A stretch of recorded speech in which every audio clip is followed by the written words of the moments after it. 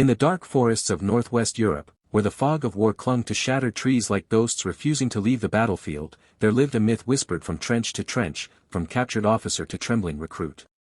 German soldiers feared many things: Allied artillery barrages, nighttime bombing raids, the grinding thunder of Soviet tank columns, but there was one name that stirred a different type of silence.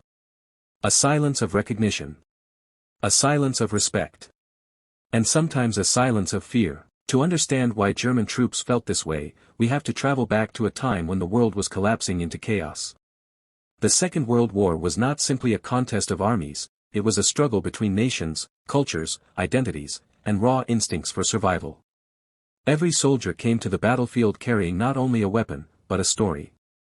And the story of the Canadian soldier was unlike any other. The Germans had studied their enemies carefully.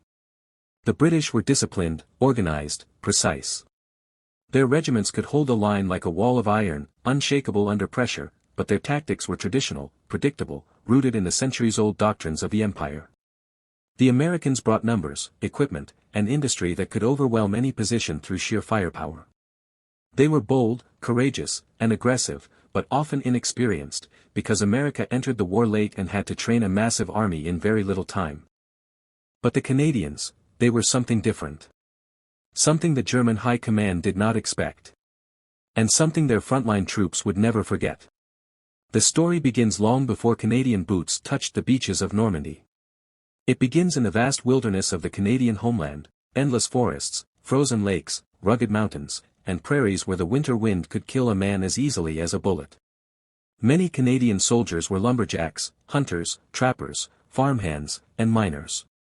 Their everyday lives required a toughness that European armies could not train into a recruit. It had to be lived. It had to be earned. They were used to chopping trees for hours, navigating forests without guide or compass, and surviving in conditions that most professional soldiers would consider impossible. When these men volunteered for war, they brought that toughness with them. The Germans learned this during the First World War, where Canadian troops had shocked them at Vimy Ridge and Passchendaele. The memory stayed alive in German military culture. Veterans told the younger generation, if you ever meet Canadians on the battlefield, prepare yourself. It was not an insult to other Allied troops, it was an acknowledgement of something primal. Canadians were quiet, stubborn, resourceful, and often frighteningly calm under fire. By the time the Second World War erupted, that reputation had grown. Now imagine that reputation marching across the fields of France, rifles slung low, faces hardened by training that pushed them to their limits. Canadian infantry units were known for small unit initiative, something rare in the early years of the war. While many armies required strict orders before making a move, Canadian platoons operated with flexibility. They could change tactics mid-battle, adapt to unexpected resistance, and outmaneuver their opponents in forests, towns, and open fields. This adaptability created a sense of unpredictability. German troops preferred enemies they could read. Enemies who followed patterns. But Canadians fought like the land they came from, wild, rugged, and impossible to tame. The first major demonstration of this came during the disastrous Dieppe raid in 1942. The raid failed. Hundreds of Canadians were terrorized enemy units by expected difficulty. Some American divisions were considered inexperienced but brave. British units were rated as reliable and disciplined. But Canadian units were labeled as shock troops, a term usually reserved for elite assault formations. The Germans believed that sending regular infantry against Canadian attackers was often not enough. The fear peaked during the Battle of the Falaise Pocket, a moment when German forces were being squeezed from all sides. The Canadians were tasked with closing a narrow gap at a place called St. Lambert-sur-Dives. What happened there became legend. Major David Currie, leading a mixed force of infantry and tanks, blocked the German escape route. For 3 days, the Canadians fought against waves of desperate German units trying to break through. They faced elite SS divisions, battle-hardened panzergrenadiers, and armored columns. Currie's men held their ground with a ferocity that stunned even their own allies. German survivors later described the Canadians as fighting like men possessed, refusing to yield even an inch.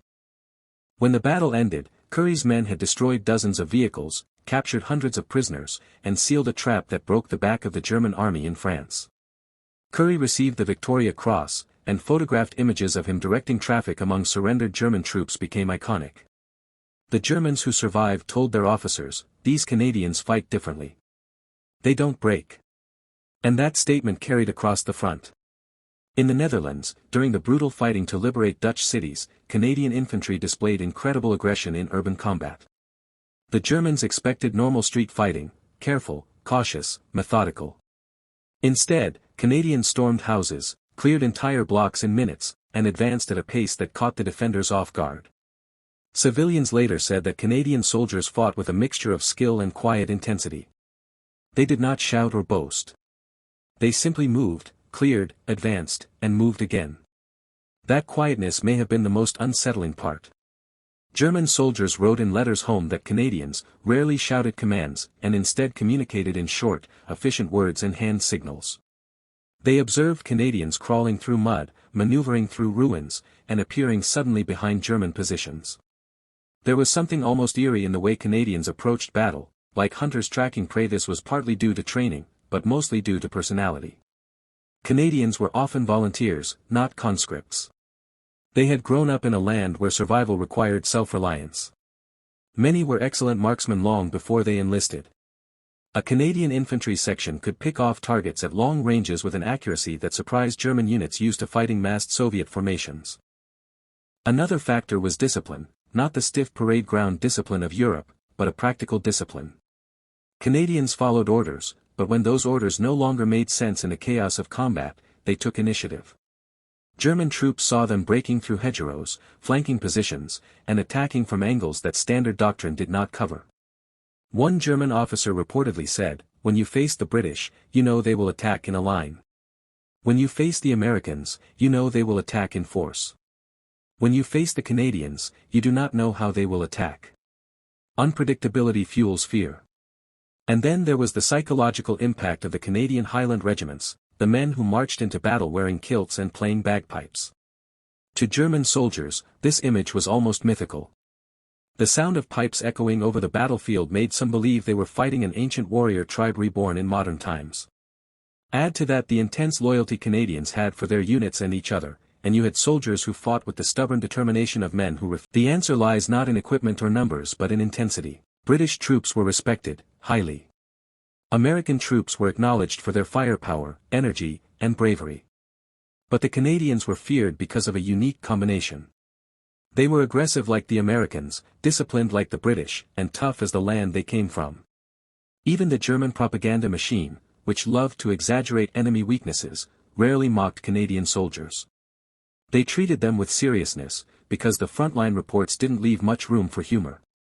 In battles like the Scheldt, where the Canadians fought through waist-deep mud, freezing water, booby-trapped dikes, and entrenched German defenses, they displayed a level of resilience that bordered on superhuman. The Germans defending the region were elite Marines, trained to hold ground at all costs. Yet the Canadians broke them after weeks of some of the harshest fighting of the war. One German officer wrote after the battle, "The mud was our ally. The Canadians fought the mud as fiercely as they fought us. And they won." The liberation of the Netherlands further cemented their reputation. Town after town saw Canadian infantry advance where others could not, pushing through obstacles that had stalled Allied units. By the end of 1945, the Germans had developed an unofficial saying, "Against the British you stand. Against the Americans you run. Against the Canadians, you hide." It wasn't a literal doctrine. But myths are powerful on the battlefield. They shape morale, shape fear, shape how men react when bullets start flying. German units often reported higher stress and tension when they learned they were facing Canadian formations. They expected the fight to be brutal, fast, and unrelenting. So the question remains, what truly made the Canadians different? The real answer lies in a blend of culture, environment, and mindset. Canadian society valued modesty, meaning its soldiers never fear, but once angered, they were unstoppable. Their training blended British professionalism with a more relaxed command environment that encouraged thinking independently. Their environment motivation. And their battlefield performance, repeatedly, consistently, undeniably, forced the enemy to respect them. The Germans did not fear Canadians because they were monsters or mythical warriors. They feared them because they were reliable. Because men embodied all three. By the end of the war, many German soldiers said privately that if they had to choose an enemy to avoid meeting in a ruined town, a frozen riverbank, or a dark forest, they hoped it wasn't the Canadians. Because in those shadowed battlegrounds, where fear whispers and courage is tested, Canadians walked with a steady, quiet determination, the determination of men who came from a wild land and carried that wildness with them into battle. And that is why the German army feared Canadian infantry more than any other Allied troops. Not because of myths, but because of truth. Not because of numbers, but because of character. Not because of weapons, but because of the unwavering resolve of the men who held them. In the end, wars are not won by nations, machines, or strategies alone. They are won by people, hearts beating in rhythm with courage, footsteps walking forward when everything inside screams to turn back. And among those people, the Canadian infantryman stood tall. Quiet, fierce, and unforgettable. A soldier respected by allies. A soldier feared by enemy.